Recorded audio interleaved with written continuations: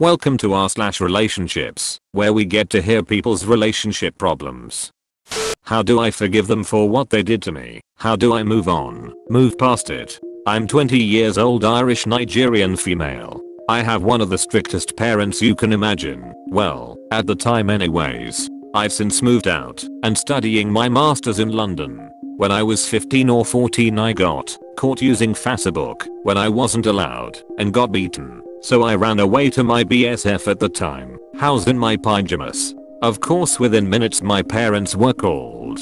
They talked and all, and I had to come home. I thought everything had calmed down, but as soon as I reached the kitchen my dad slapped me so hard I flew across the room. Then he got the scissors. As I was on the ground he came over to me and he cut one of my braids, and I realized he had cut it really short. Anyone reading this who is African knows how long it takes to grow out hair.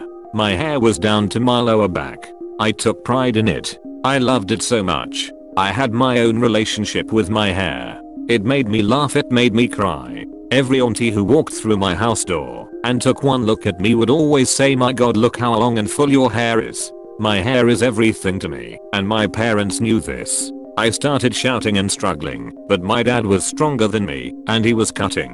My mom came and started helping him. I have never struggled this hard in my life. I've never felt so helpless, so vulnerable. I don't care that I was beaten.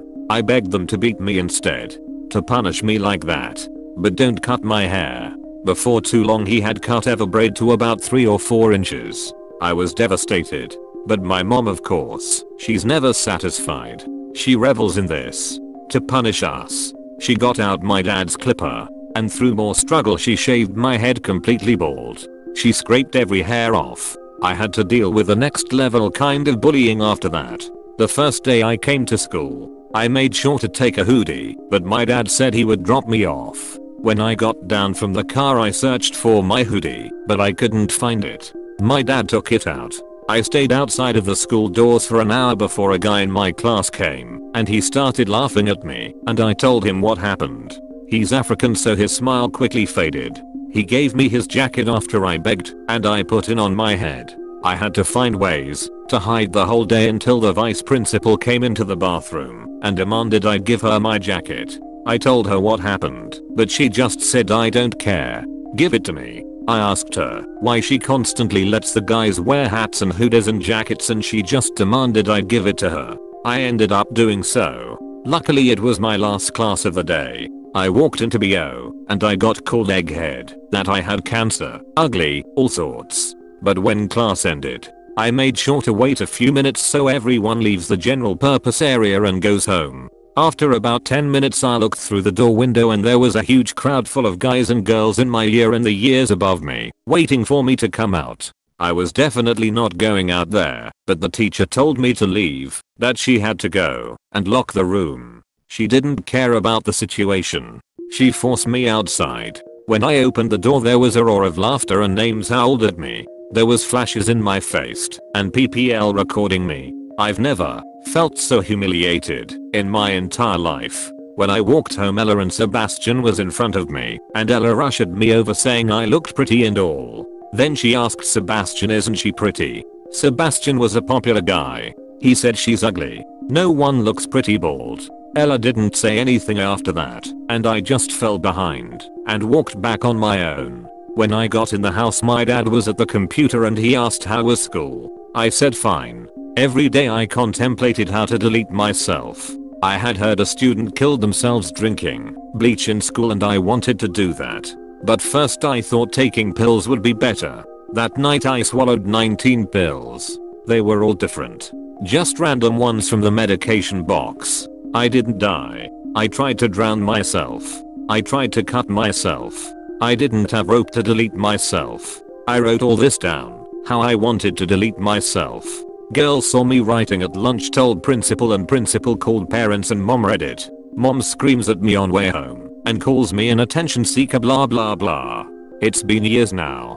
I try to hide looking at my hair in the mirror, even though it's grown out, and to out of PPL it's long. But I just can't. I've had counselor for PTSD and depression. Didn't work. I've tried to talk to my dad about it, and he accepts that it wasn't right, but my mom, I'm not even gonna bother talking about how she tries to defend her every action, or she denies the ones that makes her look really bad.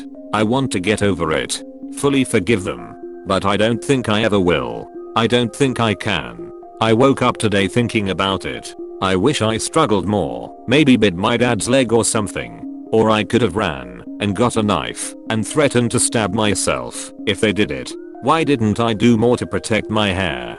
It wasn't just hair to me. It was a part of me. One I'll never get back. How do I move past this? How? I cry every time I think about it. The anger overwhelms me. Edit. I really didn't expect more than 5 replies, but thank you. Thank you so much. I read every single comment and I've taken a lot away from them. It's a difficult journey I'm on, but I can see that it's not impossible. I'll get there. I will.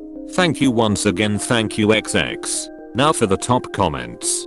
First of all, Op, you have a right to never forgive them for what they did. You were just a child and they cut your hair to humiliate you. They do not deserve your forgiveness, and you should only forgive them if it will help you heal. If not, fuck them. I see that you blame yourself for not fighting hard enough. I want you to know that you did nothing wrong. How could any of this be your fault? Little kids should not have to know how to properly protect themselves from parents' abuse. I don't even know you, but reading this made me want to cry. None of this was your fault. The only people to blame are your parents. Healing takes time. The best you can do is give yourself time. Do not feel like you have to forgive your parents, and I strongly suggest you go no contact with them, because seeing them would remind you of the abuse. Try to be kind to yourself and remind yourself that what happened was not your fault. There wasn't anything you could do better. There wasn't anything you could do more. There are many people to blame in your story, but you are not one of them.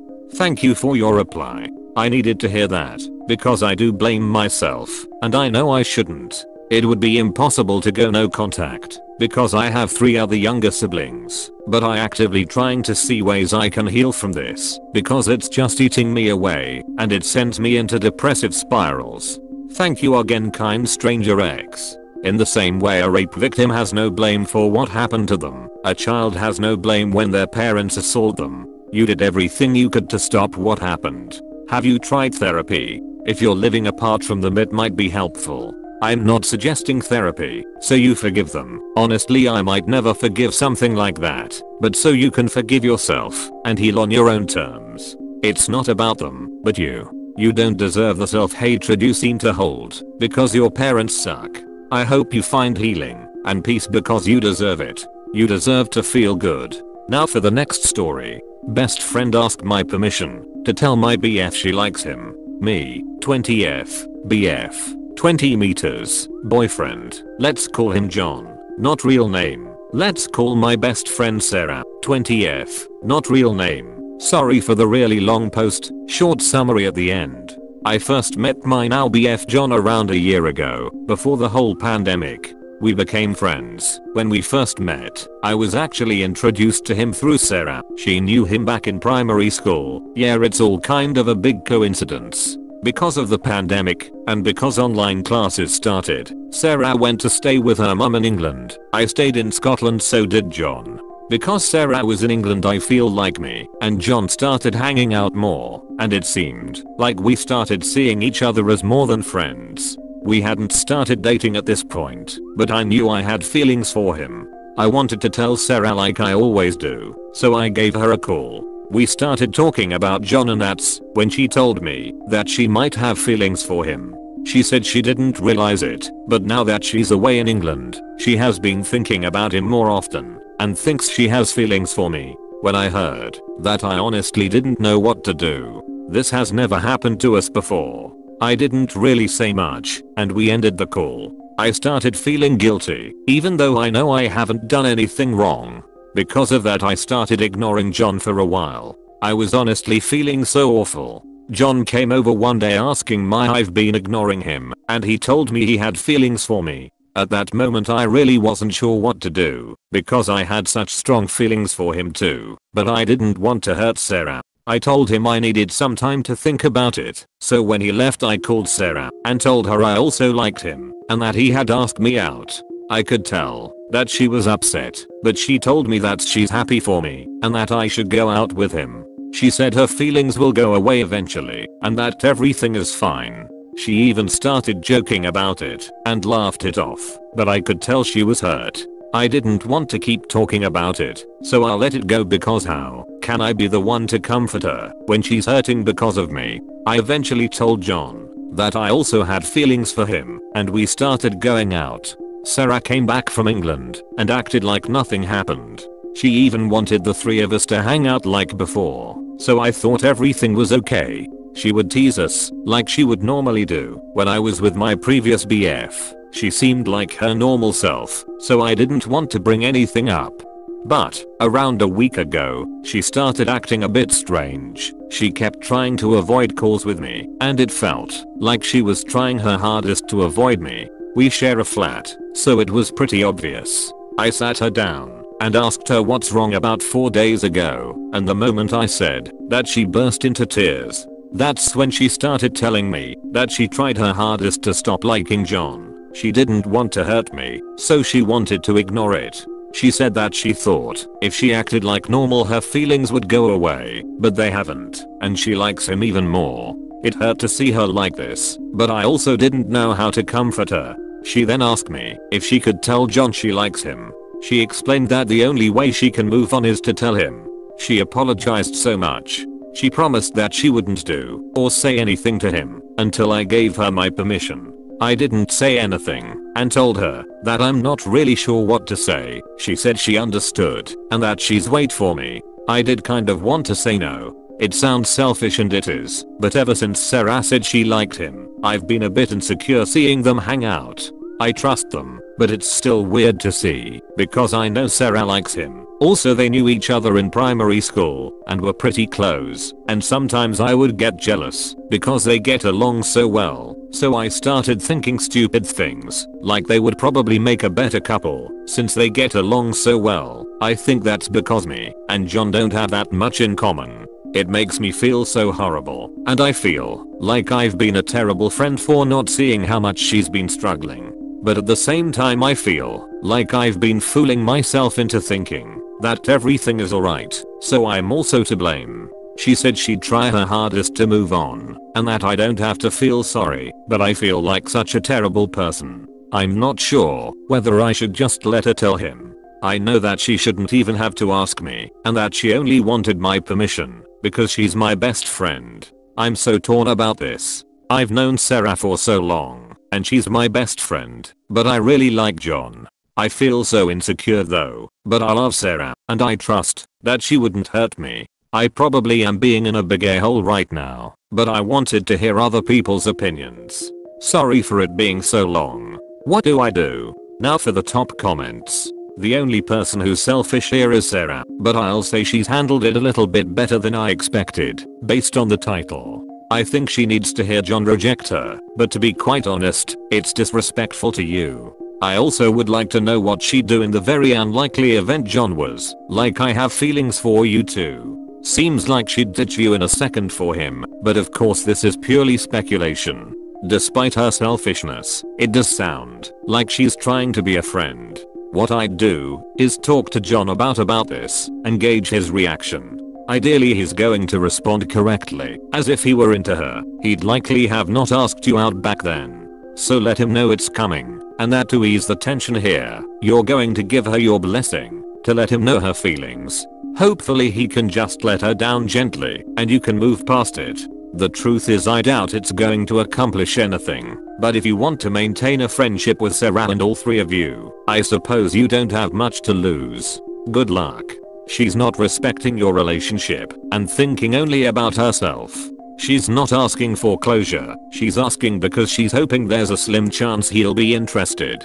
Tell her how you feel. If she's a good friend, she would keep her mouth shut and try and sort her feelings out. I've had crushes on my friends' partners, but I didn't go blabbing to the partner about it because I know that would be a big fuck you to my friend. All she's hoping for in telling him how she feels is that he'll decide he likes her more than you. Tell her sorry but no. Explain that she's put you in a really difficult situation, but she should have spoken up when you first said he'd asked you out. Now for the next story. BF of 7.5 years wants me to sign a prenup with alimony waiver. If not, our relationship would be dissolved. BF and I have been dating from the past 7.5 years, and we are planning to get married next year. He recently came into a lot of money and asked me to sign a prenup with alimony waiver. I feel cheated and heartbroken because the trust has gone out of the window. There is no relationship without trust. After being together for 7.5 years, he pulls this out of the blue, and it really stings. I never expected that he would do something like this. He is dead set on the prenup thing and said pretty much that if I won't sign it, then we both will go our own ways. It really makes me angry and sad that he would throw away our beautiful relationship over money. I even asked my brother for advice, and he told me that the courts are rigged against men and sided with my BF. Now for the comments. So I've been playing devil's advocate in some of my comments and pointing out how women can be disadvantaged by such agreements. Having said all of that, you do not need to see this as throwing away your relationship. Make sure you have your own attorney look over. I stress own, as it should be someone protecting your best interests. Make sure any document accounts for what happens if you have children, as your earning potential may drop, and also make sure you can back out of the marriage without suffering any stupid, weird consequences. Another commenter suggested a sunset clause. Agreements are dissolved after a set time. This may help restore your faith in him. Prenups are great if you're both coming into it with your own attorneys and making sure they align with both of your goals and future interests. It's a great time to discuss what ifs and do some serious planning. If you sacrifice your career to have and raise children together, you cannot be left destitute if the relationship ends. That's just a fact, and if that's what he wants out of your future together, you should dump him. That won't even hold up in court. Now for the last story. I think I, 43F, need to call child services on my BFS, 39 meters, ex-wife, 33F, because I'm worried about their 4 kids. My BF has long maintained that his ex is crazy and calls her a bitch all the time. He tells me stories about how awful she is, but I kind of chalked it up to not knowing the whole story. I'm sure she has her own version of what happened between them. Yesterday my BF went to her house to pick up the 4 kids. While he was there, he filmed her behavior. She was screaming, swearing, calling the kids names, making threats, throwing small things. It was awful. I think he showed me the video to prove to me how crazy his ex was. He said, "See, this is what I have to deal with." But my concern was for her and the kids. It was obvious to me the entire family is in crisis and needs a lot of help. I don't know how to help them except to call someone. When I told my BF that we needed to call someone to get them help, he told me not to because it would cause problems and really mess things up for him. He thinks that somehow he will lose custody or lose his job. But I don't understand why, because he didn't do anything wrong. I'm very worried about the kids and the wife needs mental health care. What should I do? Now for the top comments. See, this is what I have to deal with. Interested way to phrase things. This is something his children have to deal with, but he primarily thinks about what he has to deal with and what he might be dealing with if he decides to take action. Poor kids, having an abusive mother and a father who doesn't even want to try to deal with them being abused. I think he knows if the abuse is reported he will have to take full custody of 4 children with no breaks, and he wants to dodge that responsibility. If OP reports it, they are going to have to prepare themselves to be full-time parents. Sadly, he is allowing them to be abused rather than stepping up as a father. He was happy to breed them, but doesn't want to do the actual hard work of actually raising them. So, he's more worried about his comfort than the safety of his kids. Why are you with someone like that? Get a hold of that video and anonymously send it to CPS. Thank you so much for watching the video. If you liked it, please consider subscribing, as it really motivates me to make more of these videos.